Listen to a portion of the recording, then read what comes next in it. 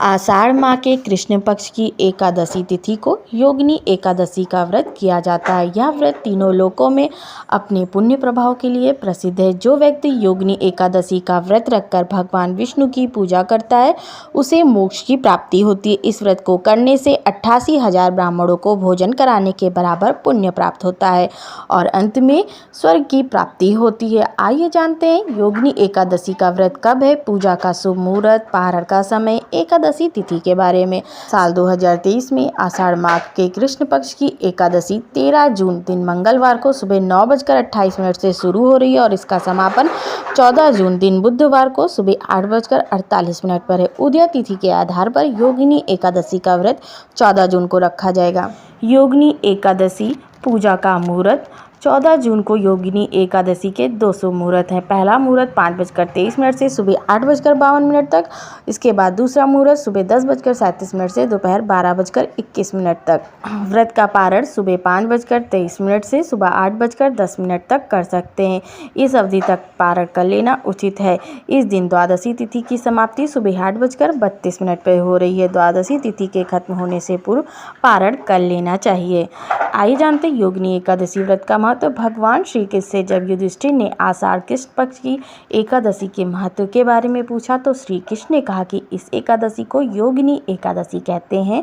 इस व्रत को करने से व्यक्ति पृथ्वी पर समस्त भोग प्राप्त करता है और परलोक में उसे मुक्ति मिलती है। इस व्रत को करने से व्यक्ति के समस्त पाप नष्ट हो जाते हैं। मृत्यु के बाद उसे स्वर्ग की प्राप्ति होती है। व्रत की पूजा विधि इस प्रकार है। एकादशी का व्रत रखने वाले मनुष्य को व्रत से एक दिन पूर्व दशमी तिथि पर सूर्यास्त के बाद भोजन नहीं करना चाहिए और रात्रि में भगवान विष्णु का ध्यान करते हुए सोना चाहिए।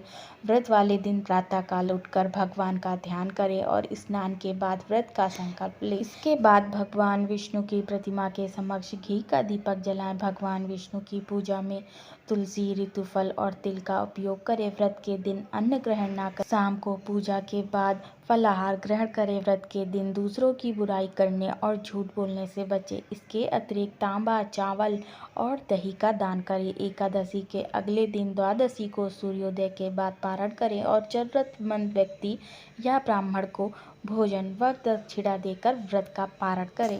योगिनी एकादशी की कथा। एक बार धर्मराज युधिष्ठिर ने भगवान श्री कृष्ण से इस एकादशी के व्रत का महत्व और पूजा विधि के बारे में बताने का आग्रह किया। तब भगवान श्री कृष्ण ने युधिष्ठिर से कहा कि आषाढ़ कृष्ण पक्ष की एकादशी को योगिनी एकादशी कहते हैं। योगिनी एकादशी का व्रत रखने वाले को समस्त पापों से मुक्ति मिलती है। वह स्वर्ग में स्थान प्राप्त करता है। उसे 80,000 ब्राह्मणों को भोजन कराने के जितना पुण्य प्राप्त होता है। तुम्हें पुराणों में वर्णित योगिनी एकादशी की व्रत की कथा और महिमा बताता हूँ। भगवान श्री कृष्ण ने योगिनी एकादशी व्रत कथा। स्वर्ग के अलकापुरी में कुबेर नामक राजा था। वह शिव भक्त था। नियम पूर्वक रोज महादेव की पूजा करता था। हेम नामक माली शिव पूजा के लिए फूल दिया करता था। हेमनी की पत्नी विशालाक्षी थी जो बहुत ही सुंदर थी। एक दिन हेम मानसरोवर से फूल लेकर आया, लेकिन घर पर वह पत्नी के साथ हास्य विनोद करने लगा और कामासक्त हो गया। दूसरी ओर राजा हेम के पुष्प लेकर आने का इंतजार करता रहा। दोपहर तक हेम नहीं आया। उसने सिपाहियों को माली के घर भेजा ताकि पता लगे कि वह क्यों नहीं आया। सिपाही हेम के घर से लौटकर आए हुए राजा को बताया कि वह नीच प्रवृत्ति का है, वह अतिकामी है, वह अपनी पत्नी के साथ रमण कर रहा होगा।